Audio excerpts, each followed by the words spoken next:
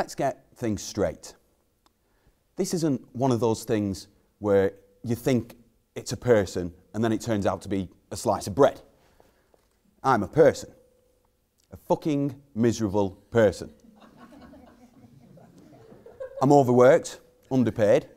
I've got an ex-wife who's trying to get everything she can from me, and I've got a beautiful son and daughter who are being brainwashed into resenting me.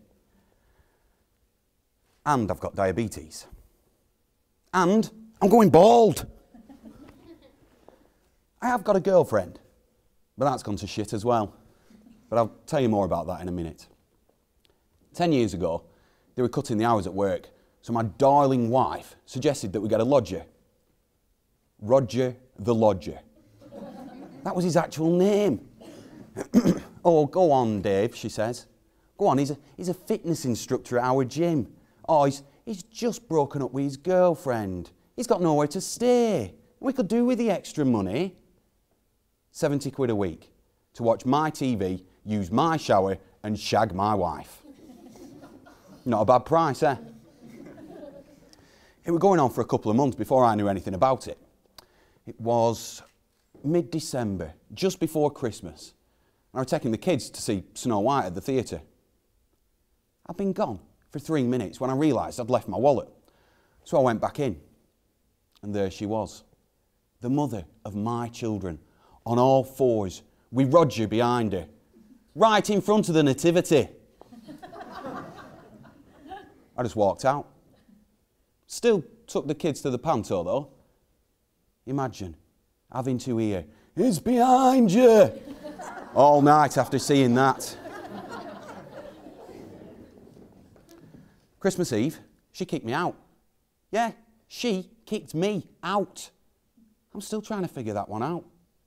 A month later, she cleaned out our joint bank account and filed for divorce.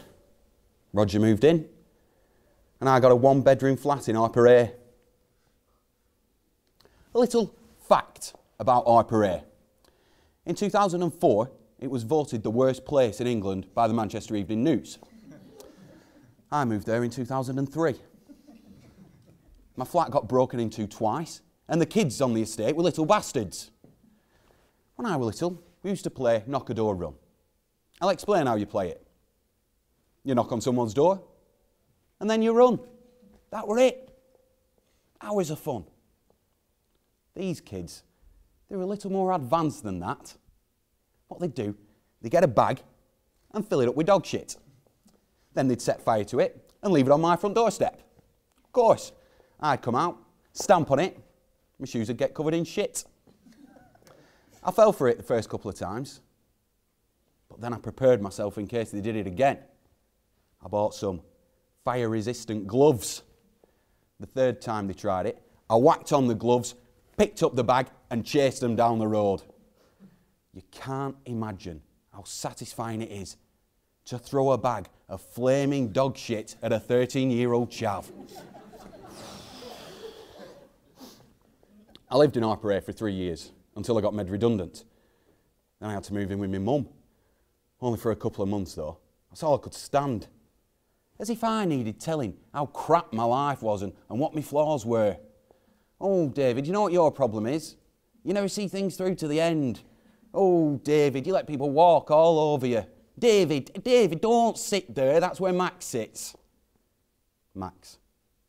I've always hated that bloody dog. I got a job in the supermarket, working nights, and I rented a bed sit. Things started to look up for a bit. I got made supervisor and got put on days. The next 4 years are a bit of a blur, if I'm honest. It was good and shit all at the same time. But I wouldn't want to go through it again. A bit like a Nicolas Cage film. I tried that online dating. At first, I thought I was absolutely hopeless at it. And then I realised something in my biography. For about a month, everyone on Match.com thought I was interested in beating a fun woman. Bloody autocorrect. I did get one reply though, from a woman who, in her profile picture, was eating a sausage roll through a gimp mask. That was the most surrealist date I've ever been on. So, I changed my bio and started again. Now, a lot of women on these sites are very blunt.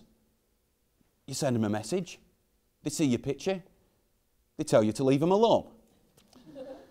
That was the pattern for a while, until I saw Maria.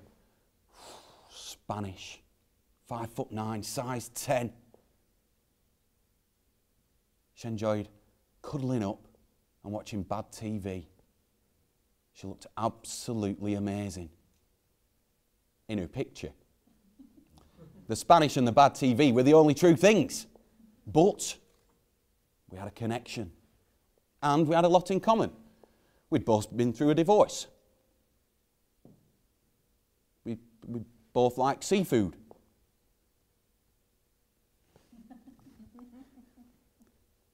There are other stuff as well. But she's demanding and high maintenance, and I'm a pushover and skint. A combination of that led to the fact that last week I put a deposit down on a flat that I couldn't afford with a woman I don't love.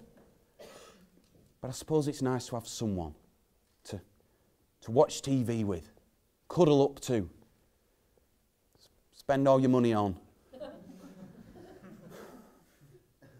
But she's not as bad as my ex. Starling's not as bad as my ex. And after all the years, after taking all my money, after all the demeaning that she did, after all that, finally, last week, I got my revenge.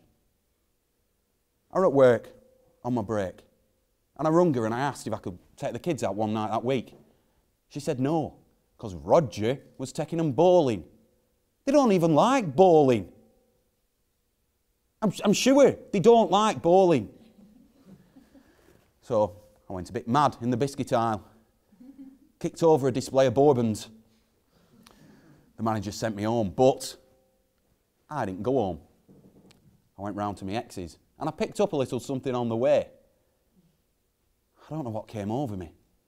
1 minute, I was in the car. The next, I was storming up a driveway. I was in like a kind of a psychopathic trance. My heart were racing. Adrenaline were pumping through my veins as the red mist descended. I was at the front door. I took a deep breath. Then I set fire to the dog shit, knocked on and legged it. Take a step in my shoes, Roger.